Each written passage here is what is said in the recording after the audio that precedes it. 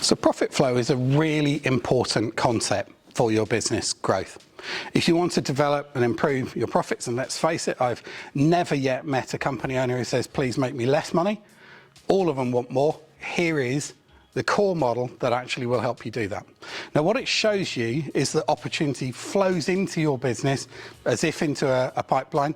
And along that pipeline, there are opportunities for either increasing the flow rate or preventing profit bleeding out through gaps within it.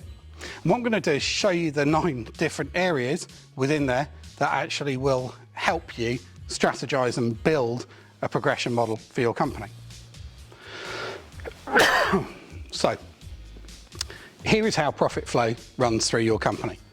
Very simply, up at the top left, you've got something called primary marketing. Now, primary marketing is all of the activities that you undertake to develop brand new client opportunities. So here we're talking about generating lead contacts with people who have never yet dealt with your company, have never bought from you previously, and yet still fit the target profile.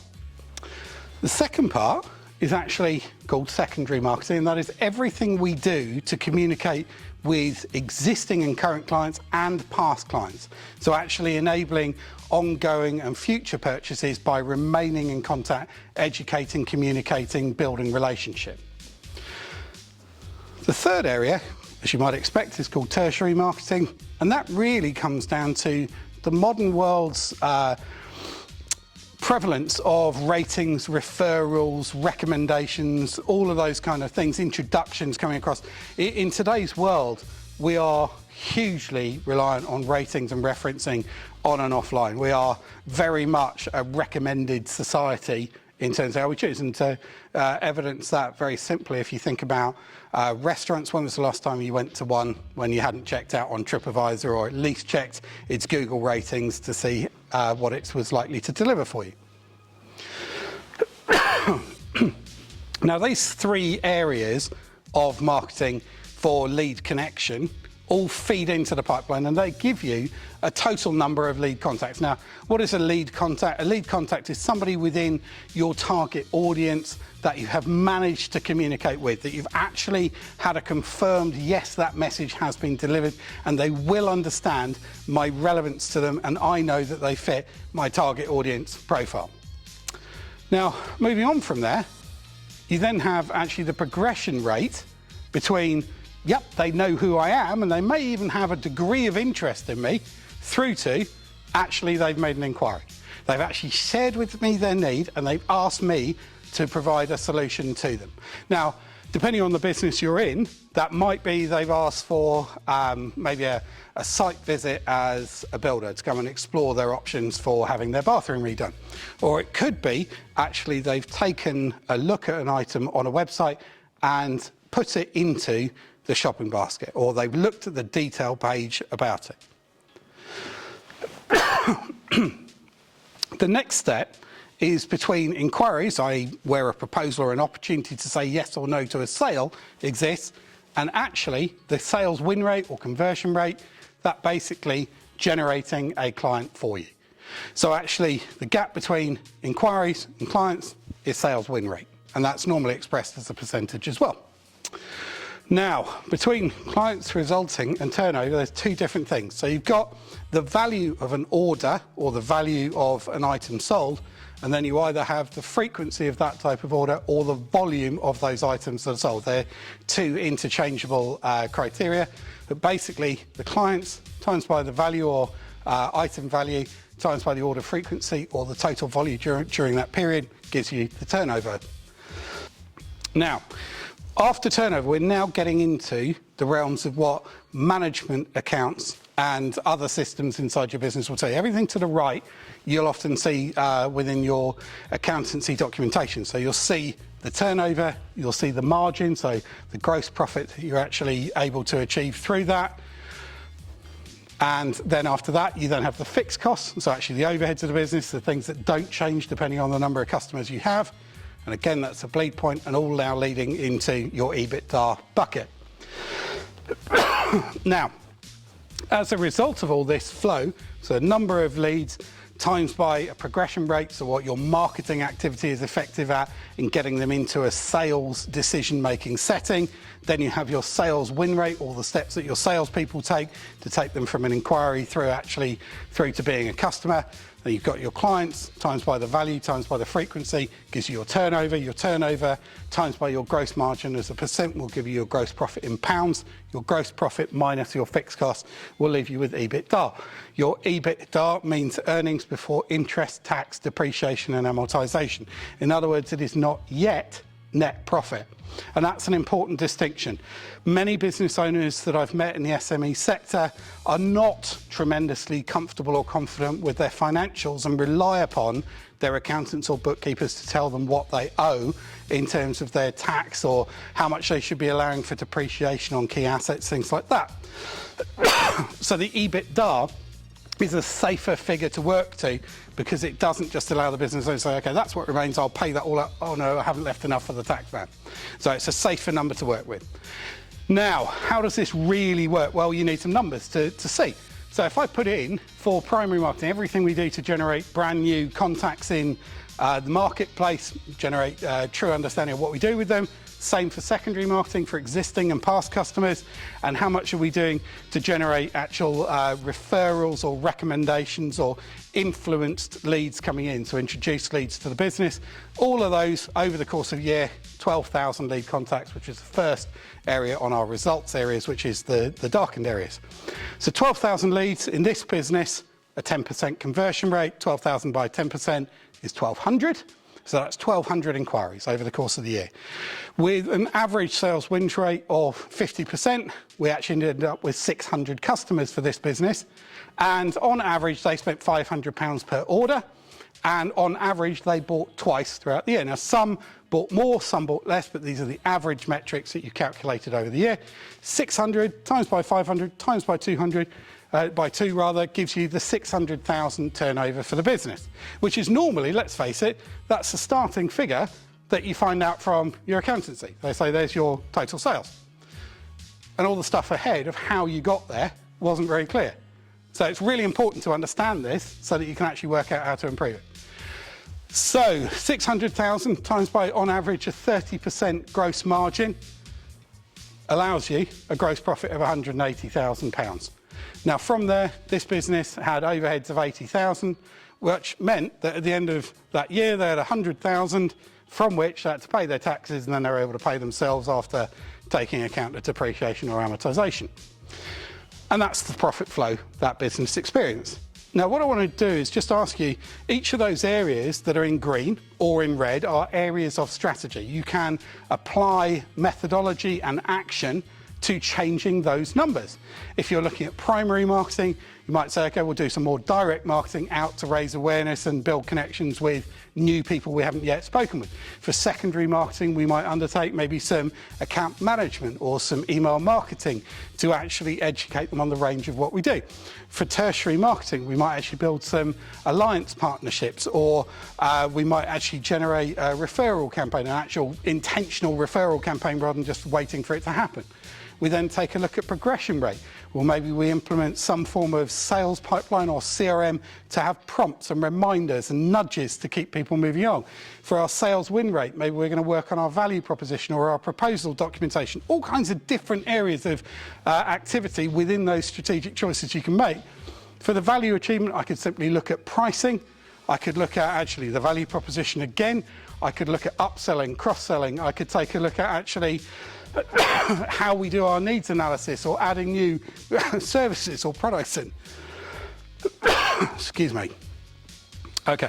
You then also got the order frequency. So how do we go back and engage with our clients and just see what else could we be helping them with? How do we rate the level of trust they have so they put a higher proportion of their requirement through our supplying business versus actually spreading their risk amongst several?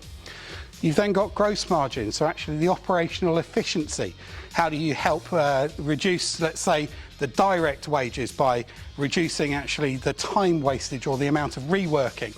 Maybe you can do it in terms of materials by actually reducing the physical waste on product or material used in production. Lots of different ways of doing that. And then in terms of fixed costs, where actually have you got subscriptions for things that you're not using anymore? When was the last time you renegotiated with your landlord over the properties or anything else on the fixed costs that you can take a look at? Lots of different ways of doing it. And the idea behind it is that if for each area you're able to improve those numbers,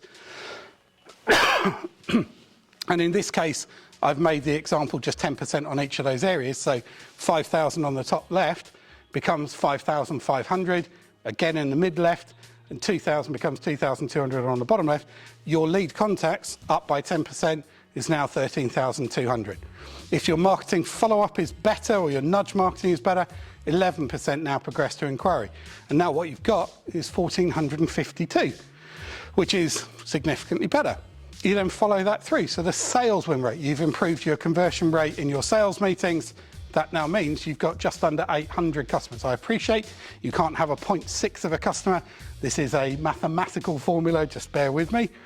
As you follow it through, maybe you upsell, maybe you put the prices through, maybe you cross-sold a second service. What you've actually got there is 550, and then one more customer coming back out of every 10 each time period. What happens is you're now just under £1 million. And that's a really significant jump in the turnover. You manage the production capability or the way in which you deliver your service, the efficiency, the effectiveness, minimise wastage, all of those kind of things. You improve your gross margin from 30 to 33.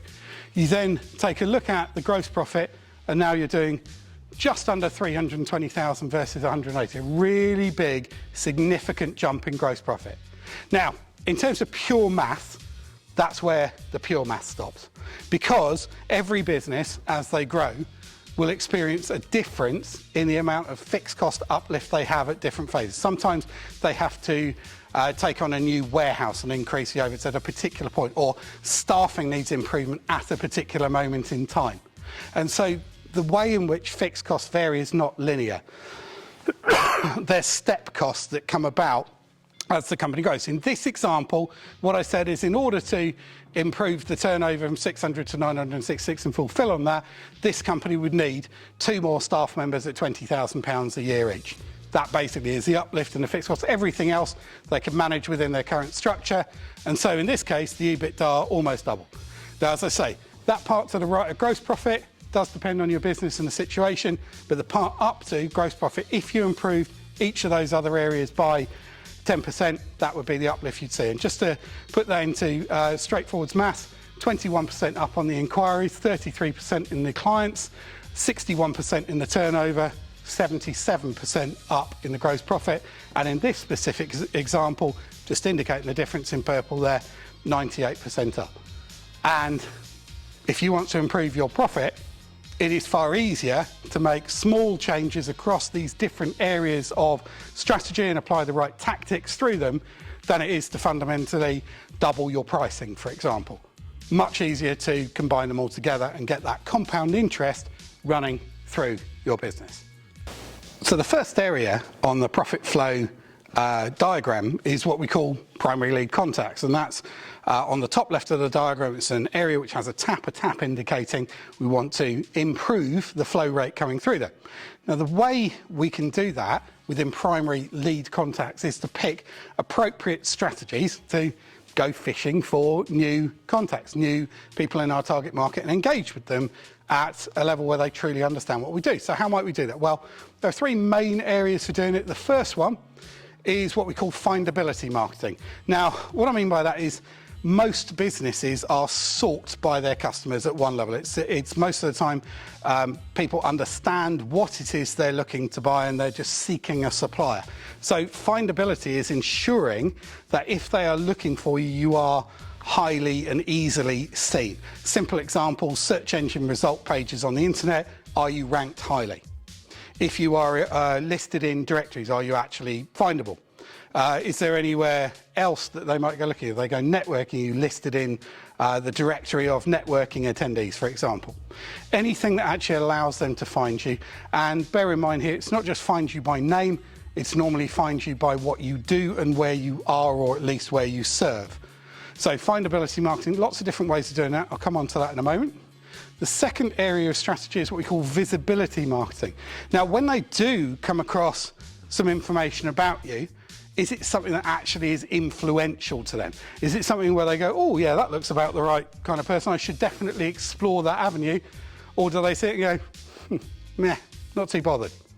So what we're looking for here is something that actually is highly influential for the people that are seeking. So yes, they found you, now actually is it influential to make them want to explore and learn enough about you that you can ensure they understand your value. You've then got what we call direct outreach marketing. Now, not every customer is actively looking. Now, why might that be? Well, two reasons. One is they don't actually understand what it is you do or your relevance to them. So it might be a new service, something they haven't had previously, maybe they didn't even know existed, that you need to educate them about. The other side, and this is more often the case, is they already have a supplier or suppliers who actually are not horrendous, but not bad enough yet that they actually are seeking another solution. So they might have a tolerable insurance company, or they might have an acceptable restaurant that they go to, but it's not the best of the best. And your job is then to go out to them and connect with them and basically use a displacement strategy to win them over so they preferentially buy from you. So they're the three strategic elements that can come into it. I don't have time on these videos to go through each and every area of strategy in minute detail. What I will do is just fire up on the screen for you a set of different tactics for each. So the strategy is the broad how are we going to do this. The items underneath are individual tactics that could all actually increase your findability. So having a website or websites, upgrading your Google business page, having SEO, all of those ones on there could help you. Likewise, for increasing your visibility and influence, all of these items in the middle could help you, and there are more beyond. These are just examples. And the third area is for direct outreach. So actually, how do you take the mountain to Mohammed? How do you actually go and outreach to your marketplace and communicate? And so all of these different avenues can be suitable for different types of business. And the point I'm getting at here is that this is just primary contact tactics. One area of 9 in our profit flow concept, and you can see there are plenty of different ways you can do it. The answer for which are right for you is probably a matter of having a conversation with a coach or a marketer and getting the advice you need to do that to the best. But hopefully that gives you a good idea of strategy areas for primary lead contacts and also some underlying tactics or examples of how you can go about doing it.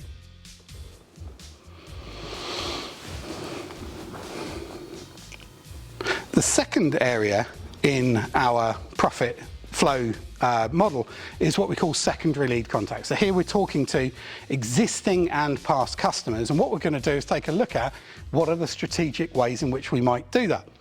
So the first is reminders. Many customers and many businesses offer services that can be bought repeatedly or want to be used on and on. A simple example, having an MOT for your vehicle or an annual service or something like that, a gym membership where you go monthly, anything like that.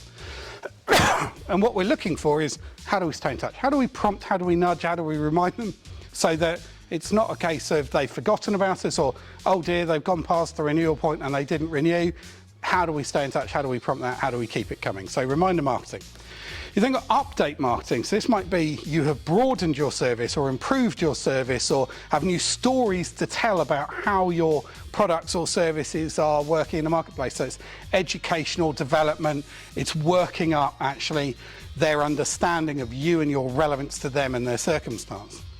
And the third area is past client reactivation. So reminding and re-energizing of your relationship. So actually going back and saying, sorry, we missed you. It's been 6 months since we last saw you. We'd love to come you back. Having some form of proactive communication going out the door to ensure they don't just forget about you long term. Again, as with primary, there are a number of different tactics. I'm just going to fire up a few as an example. So reminder marketing, lots of different ways that actually you can do that. So things like direct messaging or client events or special invites. You often see those in the motor trade. You've got email reminders and prompts, probably the most common format of doing it in business.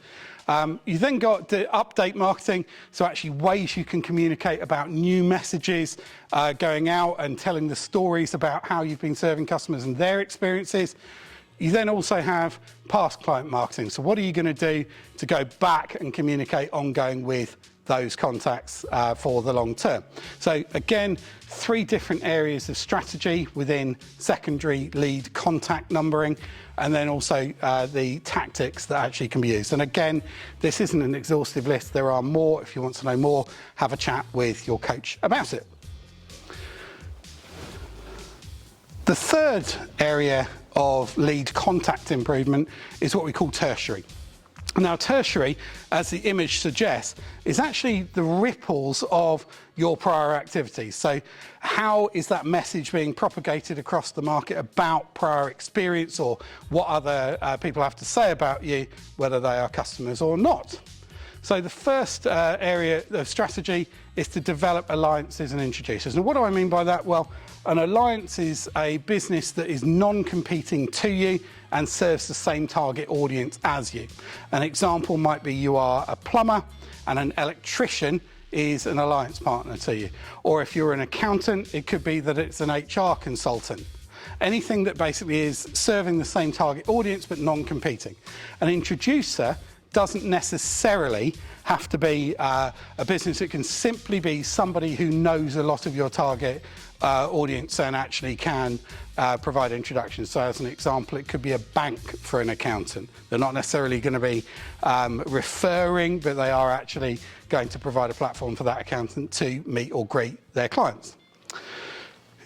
The second part is actually the management of those alliances. It's great to develop people who you believe will be happy to introduce or refer to you. It's better if actually you can then manage their activity or be involved reciprocally in producing marketing material for one another, or making a regular habit. They are part of your marketing plan, you are part of their marketing plan. It's actually a managed relationship. And the third part is directly with your clients and others. How do you generate referrals? Are you asking for them proactively? For ratings, again, where do you want to be rated? Is it on Google? Is it on Trustpilot? Is it on Checkatrade? Where do you actually want to be referenced? Capturing the stories. So actually, how do you get those examples of fantastic service or amazing experiences for your customer, and then how are you going to use them? And obviously referencing is things like social tagging, anything else, sharing of blogs, anything that actually is going to help reference you as a point of professionalism in your industry, and thereby somebody they future prospect may want to come and deal with. So they're the 3 main areas. And again, you've got a list of tactics in here. So ways of developing alliances, ways of actually making sure the alliances are managed and productive rather than just passive people you know who you think deal with people you want to deal with. And then you've got client proof and enabling the referencing. And in here I've just put quite a few different examples of how you can enable that to be more effective. So again, it's a case of, okay, I want to improve my tertiary contacts. That's my objective. My strategies are, I want to use develop alliances so that I can work with them. These are my tactics for doing that. So again, everything you're doing within this profit flow has objective, strategy, tactic, and that's a very important part of building the development plan for your business. The next area of our profit flow model is what we call prospect progression strategy. So here we're still not yet at the point of having an inquiry. We have somebody who has expressed an interest in us, or we have communication going back and forth with them. We've evidenced who we are, and they might understand who we are, but haven't yet taken that leap. So these are kind of the nudges, the stay in touch. They might not have been immediately ready. How do I communicate until they are ready to make that inquiry? They might not yet have trust in place that is sufficient. How am I going to build trust to get them to that point of asking, can we help them? So prospect progression, you'll see here, I've put it as the watering can on the plant. It is a case of drip feeding, and sometimes this is a case of it can go for years.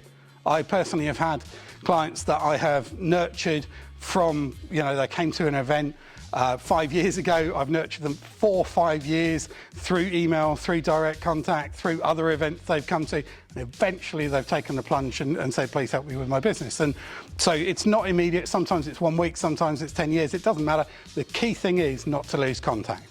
So 2 main ways we actually do this. The first is what we call automated nurturing. Now, automated nurturing is more often for shorter term immediate interest. So it might be somebody has, let's say in my world, gone to my website, downloaded a 10-point guide to time management, let's say, if that was an asset I had on there. They then fill in the form saying, please send me that. I email them the guide, and then there are maybe 5 or 6 emails that follow up over the following couple of months saying, hope you got it okay. What did you find most helpful? Would you like to come to a workshop we're running on that subject, etc., etc. Things that are basically nudging and nurturing and pushing along. The second part is manual nurturing, which is we've maybe met them at a networking event. We're now arranging a one-to-one. We're giving them a phone call in a month. We're then inviting them to an event. We're doing something which is basically prompting and nudging and staying in touch with them, making sure that they remember so that when the timing is right, it's us they're going to ask rather than somebody else. And, oh, I met somebody 5 years ago, I don't really remember them. I'll have another search on the internet and find somebody. So that's the idea, either automated or manual. So in terms of tactics that actually go alongside here, you can see here an example of how that can be done using software and CRMs and automated nurturing systems. And then here are some of the more manual aspects. And what I do just want to flag on here is CRM entries. If you have a CRM, a customer relationship management piece of software, this is the part where you're putting your leads in and putting an action, putting a task next to it to actually follow up. Too many times I see, particularly with service-based businesses, they put somebody into the system and then nothing. And that data sits there until such time as GDPR requires that it is removed. The whole point is, if you've managed to develop a relationship and if somebody has shared their details with you and given you permission to stay in touch for a while, nurture it, work it. Don't leave it to them to come back to you. Make sure there's always an action on your side to keep pushing it forwards. And as a general rule, so if you're going anything more than 3 months without staying in touch with someone or having some form of communication, the chances are they will have forgotten you. So, next section is sales conversion strategies. So here we're talking about they have actually asked, this prospect has actually asked, here are my needs, can you provide me with a solution, let me know what that might cost me. What we're doing then is actually taking a look at, well, how do we handle that? What are our strategies for improving our conversion rate? Well, the first one is making sure that the inquiry handover, what we call the baton transfer, is actually good. And what I mean is a handover between marketing and sales. Sometimes those things can be inefficient. A real world example of this happened recently. We had a client of ours who we had built a website through my sister company, and they had received lots of email inquiries sent through to the email address they'd provided to us, and yet nobody had picked up those emails or answered them. No one from the sales team had made a phone call through off the back of them, and that was just a disconnection between the marketing activity and the sales follow-up. So the handover of the baton is really important. The other area within here is the alignment of the messaging. If you put a message out there which is all along, let's say, topic A, and then your sales team follow up with topic B, there's a misalignment, and sometimes you will lose the prospect as a result. The second area of strategy is showing the journey. So what we're talking about here is if you can help the prospect to understand that they're at this point on the journey, the next step is here, next step here, next step here, that actually gives them the path to follow. There's an expectation, there's a next step, and they can see where they're at. If it's just, you're here, I've asked the question, then whatever happens, happens, they can often just fade off. So every time you've got the journey, the advantage is if you've got the journey, you can diarise the next step with them. So you come in for your test drive, why don't we arrange for you to come in with your wife and kids on Saturday so that they can have a look around the car as well. Just take all the decision makers there. Then what you've got is follow-ups. So ensuring the follow-ups, making sure you're using technology. So again, coming back to your CRM, if somebody has received a proposal, make sure that you have a date in there when you're supposed to be running them through it or following up and asking the question. If you're going out and getting pricing, make sure there's a date when you're expecting the pricing back from your suppliers so that you can either give the prospects an update on we're still waiting on prices, or we've now got those prices, here's your proposal, but something should always be in your control as the sales team. So here are the tactics that line up with those areas. So for the baton handover, yeah, sometimes it's not just one element. You might need to notify, here's where it goes from marketing to sales, and ensure the message has been sent and the message has been received in your systems. You then have the sales system and tools. So, yep, not just what happens in what sequence, but also what can you use at each stage of the journey that actually helps that salesperson get past a potential objection point or provide the reassurance that is required at that particular point. So, sales toolkits are really important. And then the final part is the follow-up system. So identifying where should there be a prompt or a nudge or a follow-up, where do you need to diarise an appointment, where does it need other forms of communication to be most effective. So again, sales conversion rate is the objective, to improve that. The strategies are baton handover, sales systems and tools, and follow-up systems and tactics. These are just examples, there are many more. Again, if you need some help in identifying which is right for your business or what would be the most effective way of implementing these into your business, do have a sit down and a chat with your coach. So, the area of order value maximisation is really important. What we're saying here is, if you're going to have a customer, well, why not make the most of them? You know, it's amazing to me how often customers will say, oh, I would have bought that from you, but I didn't realise you did it. And that's such a wasted opportunity. So when we take a look at order value maximising, it's really a matter of understanding all of the needs and then fulfilling against them. So the strategies that can come in around it. So pricing, setting and demonstrating value. Yes, we can price for the maximum margin we think we can achieve. How do we demonstrate the value? What evidence can we provide of prior customer happiness or delight with it? How do we demonstrate competitiveness? How do we position it versus competitors? We've then got the sales mix. So actually here, what we're saying is what is most profitable or most efficiently profitable inside our company? How do we steer and drive a higher proportion of that through our company? How do we sell more stuff on the 75% items than on the 25% items? How do we make that happen? And the third one is volume. So actually, how do we incentivize customers to have an uplift either in the service level or the volume that they're buying? And how do we choose which clients actually are most likely to take advantage of those higher volumes or higher levels of service? So as we come through areas of tactics that can actually sit under those strategic points, as you can see in here, lots of different areas. Where it says value prop, it means value proposition. It's just space on the slide for me. You've then got optimising your sales mix. So how do you actually do that? Trial promos and loss leaders, yeah, it can work. Just be careful on your margins if you do. And growing the order and client levels. That's a really interesting one. It's very easy to get into a pattern with customers where, yep, they buy that, I deliver that. It's just month in, month out, we keep going at that, and we never speak to them about their emergent or developing requirements.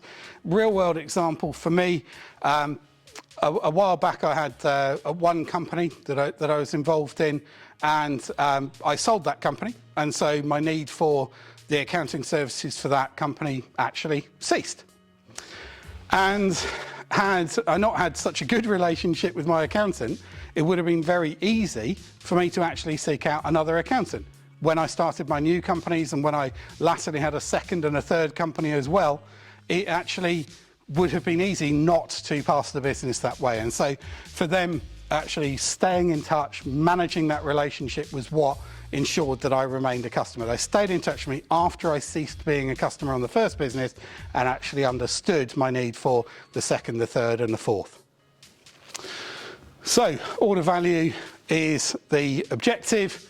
The strategies are effective pricing, sales mix optimization, and order and client value development. All of those are the strategies, and obviously the tactics, certain examples listed underneath. Again, if you need some help or guidance on which are most appropriate or how you can implement these into your own company, please have a chat with your coach. So, order frequency then. So order frequency, the objective is to increase the order frequency. The strategic ways in which we can do that include ensuring a positive client experience. It goes almost without saying, but I'm going to say it anyway. If a customer has a naff experience, they aren't coming back. If a customer has one good experience and then a naff experience, they might come back. If they have 10 great experiences, they'll almost certainly come back ongoing. So it's the consistency and the quality of the customer experience that you can provide. So actually when you're strategizing that, it's important to have a good understanding of what it is now and what actually you need to do to improve. The second area is full service awareness. I mentioned it earlier. Nothing worse than actually having a customer say, oh, sorry, I didn't realize you did that, so I bought it from someone else. So the education of your client about the full breadth of service is really important. Just because they asked you for shoes this week doesn't mean that they only wear shoes. It just means that their requirement for new shoes was this week. Next week it might be trousers, the week after it might be jackets, the week after it might be hats. Do they know that you sell them all and that actually you can help them out for the longer term with all of their requirements? The third part is relationship loyalty. Loyalty, not satisfaction. Satisfaction is the barest minimum that customers expect from you. When they buy, they expect to be satisfied. What they don't necessarily expect is to be wowed or to develop a proper emotional connection and caring for your company or your service or your product. So actually developing relationship loyalty is an art form, but it is really important. The question always to ask is, if a competitor came and offered a similar priced product of a similar quality to your customer, would your customer act like a guard dog and shoo them away? If so, that's relationship loyalty in place. If they'd consider it, or maybe even have a conversation, you don't have loyalty. So it's a really important concept. In terms of the tactics for each of those areas, so for a client experience, lots of different ways of actually assessing and capturing and developing actually your customer experience. I haven't got it on here, but one of the things I'd also suggest would be speaking with your team. Ask your team about their experience and their ideas and how we might improve it. We then also have educating on the range, so lots of different ways of doing it. A magic matrix exercise is basically taking a look at each customer, so customer A, B, C, D, E, product A, B, C, D, E. What have they bought? What have they not bought? What are they unaware of? An exercise like that can be really helpful for promotional marketing campaigns. Then what you've got is building the loyalty and retention. The question is, if you've got customers who you think are brilliant, ones you really value, do they know they're a VIP? How have you helped them identify they're a VIP? What are you doing to demonstrate to them that you care? How are you building that relationship? So all of these areas are important. You've got the objective of improving order frequency. You've got the strategic elements of ensuring the client experience, educating on the range and building loyalty and retention. And then you've got various tactical options underneath here. Again, if you're not sure quite which one is the right one for you or for your business or how to apply that into your business, please have a chat with your coach. Gross margin.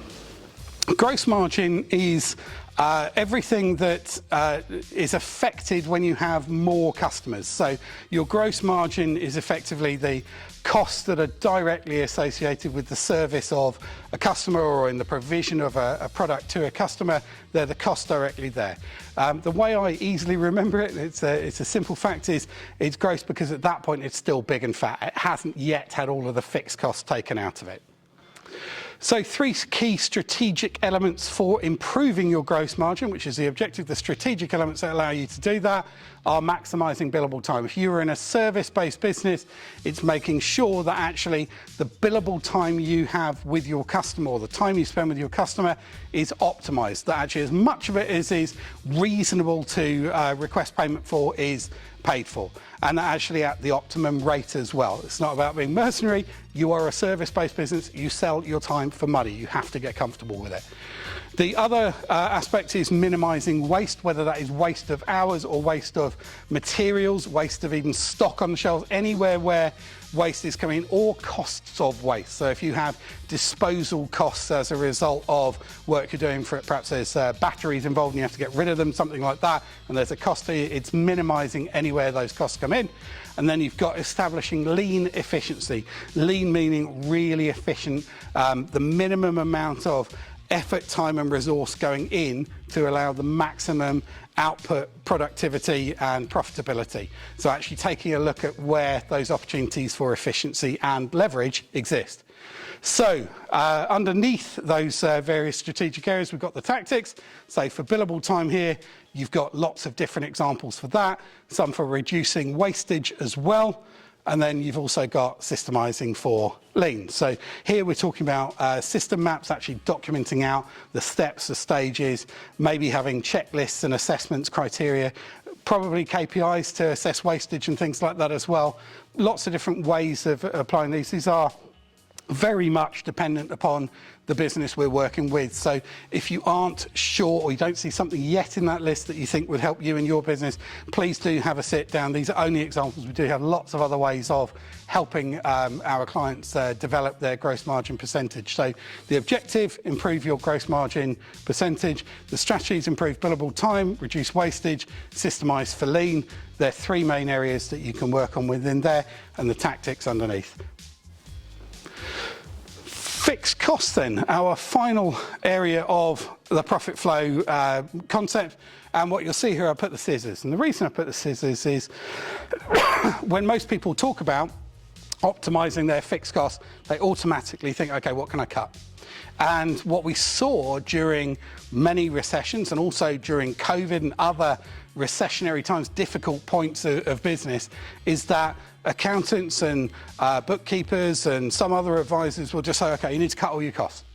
And they don't mean it quite as bluntly as that, but business owners often take it as bluntly as that. So business owners will cut things like marketing, like training, like research and development, things that actually have a trade-off cost for the longer term.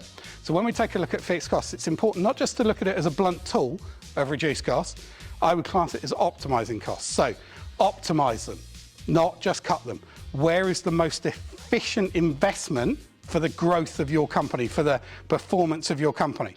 You cut all your costs, you will cut off the drivers as well as the things that actually are not necessarily as effective as they could be. So enable the business drivers. What I'm saying here is, if you know that your marketing is what is delivering you customers, don't cut all your marketing, because it might save you costs this month and next month you've got no customers and everything's gone wrong. Make sure you're not cutting off the drivers. Training, if it's about developing your staff and their performance is dependent upon that ongoing training, or their ability to be inducted and get up to speed is reliant upon support, don't cut it out. You will cost yourself a lot. And the final part is protect your future investments. So things like your research and development, things that actually are about maintaining your business competitive advantages and staying ahead of the competitors and allowing yourself to develop into other markets. Make sure that wherever possible, try and protect those too. So what might that look like in terms of the tactics? Well, overheads, you can see here various different things you can do that will help you optimize your overheads, various different things that you can do that will help you enable business drivers, and various things that are protecting your future investments. So make sure that you're looking after these things and only be cutting things out properly that don't fit one of those criteria. So the objective, reduce or optimize your fixed costs, should I say. The first area is actually the optimization process. The second is allowing the drivers to continue and push on. And then you've got protection of future investments. And your staff are current investments and need to be protected for the future. If they're good staff, you need to keep investing in them to get the best from them. So that is the final point of our profit flow diagram. I hope it's been helpful to run through.